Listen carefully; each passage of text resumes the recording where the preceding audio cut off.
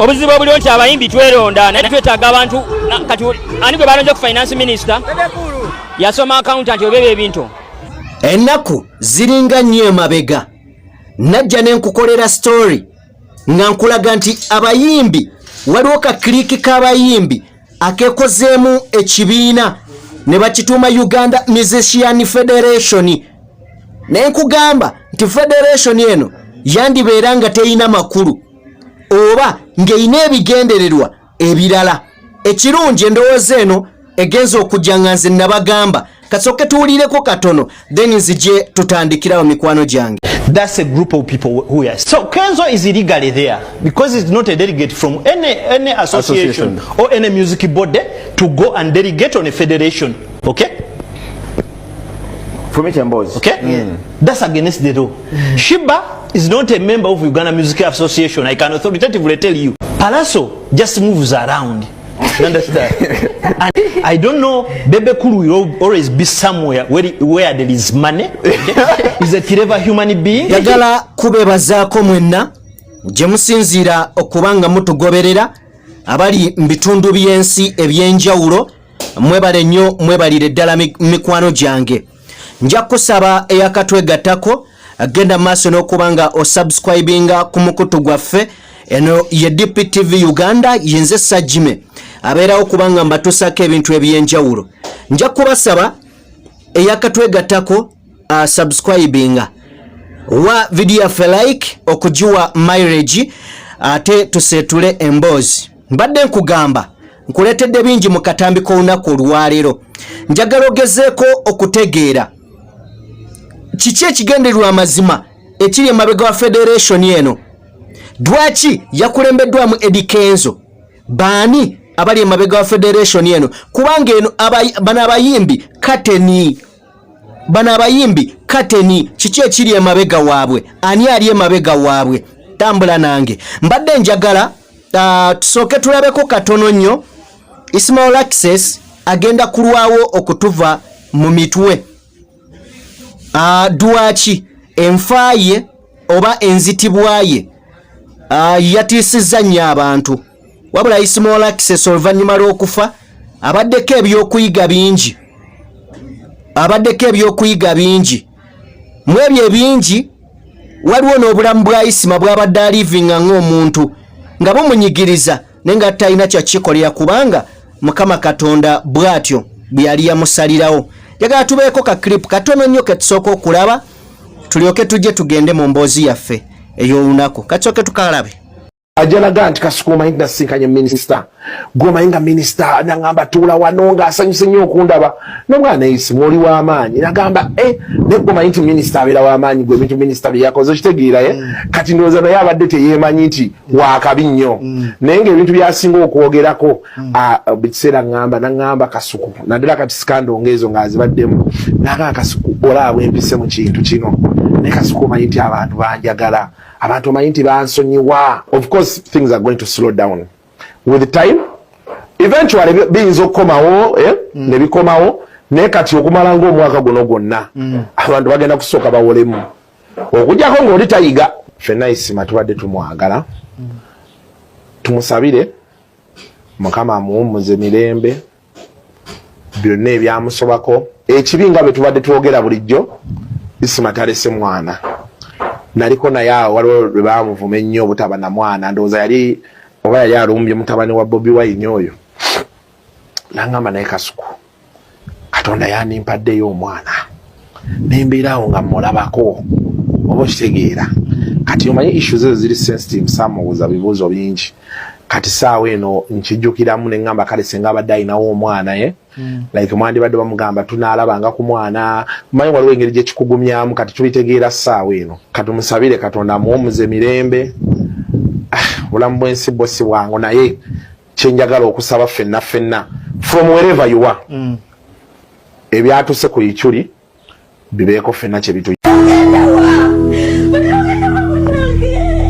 Ekyo kyonna kijuliriza kyenze mbagamba nti Isima abadde n'obulamu bwa mirundi ebiri wabula obulamu bwe yayingirira obw'ebyobufuzi n'ekibiina ekibadde kimukozesa bambi abadde tabwagala Isima abadde alina obulamu bw'ayagala, abadde amiisinga obulamu bwe, wabula omwoyo gwe Mukama agulamuze ekisa, amusonyiwe, amusaasire ebyamusobako. Nga bwe tuli bantu tukola ensobi, ffenna tetutambulira mu butuukirivu, tusonyiwe isima asobole okufuna empeera n'emirembe mu ggulu. Kale njagala tuveeyo eyo, najja ano ne mbagamba nti nno abayimbi bafoominze federation, era nenkunnyonnyola ne nkugamba federation eno eriko ebibuuzo bingi ebyetaaga okwebuuza, kubanga ekisooka abantu bwe bassa mu federation eno nja kubeera w'amazima nkubuulire nti be bantu bannaaganaaga, n'ebibiina ebibaddewo tebabibaddeemu abamu. Nga bw'onoogamba nti Eddie Kenzo talina kibiina na kimu kyalimu, nga bw'onoogamba nti no wabaddewo WUMA, Uganda Musician Association, tagibaddeemu, then kati yakulira ate federation. Kitegeeza oba kino kituleetera ebibuzo ne tugamba nti singa abaddeko mu bukulembeze buno ne bamusuumuusa busuumuusa ogamba nti kale ne bino byakolebwa bukolebwa ne bagamba atuzingireyo bano, kyova olaba waliwo amawulire agajja nga gagamba nti abaali ku NUP abo bo babalookingirayo, bwe bamala obbalookingirayo ne bajja bakole federation eyaabwe. Federation eno ebigendererwa byayo ki? Ekikulu amateeka amawandiike oba ebigendererwa byayo ebiwandiike kuzimba industry ya music ya Uganda paka waggulu, kulaba nga music wa Uganda asala borders agenda abroad awulirwe mu nsi yonna, kulaba nga abayimbi bafuna opportunities n'ennyimba zaabwe okubanga zizanya all over the country and the world. Wabula ago ge mateeka amawandiike, nga bwe walaba President Museveni bwe yagenda mu America ng'ekimututte bagenze ku discussinga nsonga za human rights, dembe lya buntu, ebyo bye byali ebiwandiike, nenga ddala President like Gen. Museveni muyinza discussinga naye dembe ly'obuntu, ekyo kyali kigumaze, ebyo bye byali ebiwandiike, nenge amazima matuufu baali bagenze ku interests zaabwe. Kati mu kino ekibiina bafoominze ekibiina nga mazima gali nti kizze kukuŋŋaanya bayimbi ab'omuzinzi abalina eddoboozi, abalinga abalimu ku maanyi ab'omuzinzi, babakwate babagatte mu umbrella y'emu, nga tebakyasobola kwegamba, tebakyasobola kusika bigere kudde eno. Bonna babakuŋŋaanyizza okulaba nga babajja ku mulamwa n'obakozesa ensobi. Ampuliriza, ekibiina kino kiri fane oba federation eno tosobola kuŋŋamba nti ku bantu bonna be mulinaawo n'ogamba nti nno muddidde Nina Rose. Nina Rose yakola ku bagiise batya, njerabidde, n'ogamba Nina Rose ali y'omu ku bakulembeze, naye nga Nina Rose tumulabye mu enfunda eziwera, mukazi wattu nga akayaga kamusumbuwa n'atuuka n'okutwalibwako mu rehabu. Oba okitegeera, kati waliwo ebintu byolaba nga tebijja bulungi, njagala tusooke tuwulire akatambi kano, njagala tusooke tuwulire oba nsooke ka John Black, kubanga n'abayimbi abalala baaganye okukkiririza mu federation eno, newankubadde baaganye okukkiriza mu federation eno naye ejja batwala, kubanga waliwo eyagireese, tugenda bituukako ebyo, waliwo eyagireese, waliwo agisindikiza, waliwo agiteekamu akasente, tugenda bitunuulirako eyo. Njagala katono nnyo tusooke tulabe ka video kano, then anzije tugenda funa ne John Black. There are typical schemers, okay, who want to steal. There are those who ignorantly were dragged into that thing. Yes. There are those who ended up there because they are sad. They have no choice. They have no hope in life. Music. They did music, and they may fail to make the best out of music. Okay, yeah. That's a group of people who are. So Kenzo is illegally there because it's not a delegate from any association or any music body to go and delegate on a federation. Okay, From HMBOs. Okay? That's against the law. Shiba is not a member of Uganda Music Association. I can authoritatively tell you because I received, a rota where they are registered from Mr. Ekongoti at the time when they were voting. She wasn't registered. Where does she belong? To Uganda Federate. Okay? Yes. Palazzo just moves around. You understand?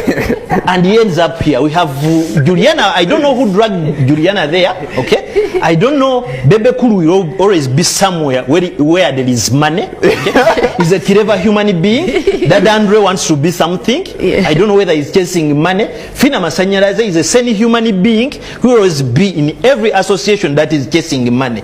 I don't know who dragged my brother Silva Kyagulanyi. Moses Matov. Moses Matov. I do not know. I do not know. Yeah. But let me tell you, such organizations have been cropping up every day. Eno federation Chameleone bwebamumma gaapu ey'okwesimbawo muki kanjogera Luganda bwebamumma gaapu ey'okwesimbawo muwuma agenda wali kukuzana ku Entebbe Road around there atula mu bbaala atula ne muganda we Palaso ne Wizo ne bakola federation superstar. There was that one. Era twajja ku TV nga zino nga bye tugamba nti federation tegenda kutesoboka kubaawo nga association tezikoze eki tezitudde. Chameleone akwata ekkubo ne banne nga bagenda eggulu bwe bagenda eggulu ng'olwo ekigicreating seeyo basooka eggulu babagamba nti okuba akasente mukuriyetinga eki groups era watuuka eri agambe omu ku bamanager I can authoritatively tell you nti nze sirina manager. Chameleone omusajja omu bw'amala n'avaayo n'ayogera ebirungi Geno n'agamba those are good words. Chameleone stood up and said, oh Geno, that is my manager. In the same meeting because it is a scheme. Yes. Bwe bamala ofuna Chameleone's federation died an infant death. And then there were elections for UMA that to take place. Neno UMA yatandikibwawo Chameleone nga waliwo gundi ejja tajeti okitegeera ne waawo tubonga naawe. It was a scheme. Now ne bakola ki ne balya. I've seen things come for money. I'm telling you, someone who came up with a wooden something and called it Janzi, each costing to kale ekibiina kino oba federation eno amazima gali nti tujiwa akaseera katono naye bino we biggwawo egenda kusatulukuka egenda eno bagirese nga fokasi yaayo kukuba Kyagulanyi sentamu fokasi yaayo nga bwolaba nti waliwo kaweefube AbegaseKo ali ku TV atambula naye nga ne byayogera byennyini obiwulira tebiriimu nsa kati yoyo kaweefube bataddewo like force bamukube ku TV mu bayimbi bamugjeyo bamulekaawo mu bbanga bati naye kinaasoboka kino Bobi Wine kinaasoboka okumukuba. Njagala kubeebaza nnyo nti mwebale nnyo mwebalire ddala okubanga mutugoberera mu ngeri yemu. Nja kubasaba mu video yaffe like ate eyakatwegattako teweerabira kubanga osubscribinga. Ngenda kulekerayo John Black naye ayina ensonga ze yeebuuza ebibuuzo. Nalabye Ronald Mayinja ng'agamba kino kye bakoze tetukitegeera. Abantu bangi si bokka bali mugenda maaso n'okwebuuza bano baakoze kiki kino. Tebatunuulidde associations ezibaddewo ate mujjukire n'abayimbi gavumenti ebaleetera omusolo oba ekyo bakyerabidde. Eno umbrella gye bagenzeemu kale mujja kukiwulira.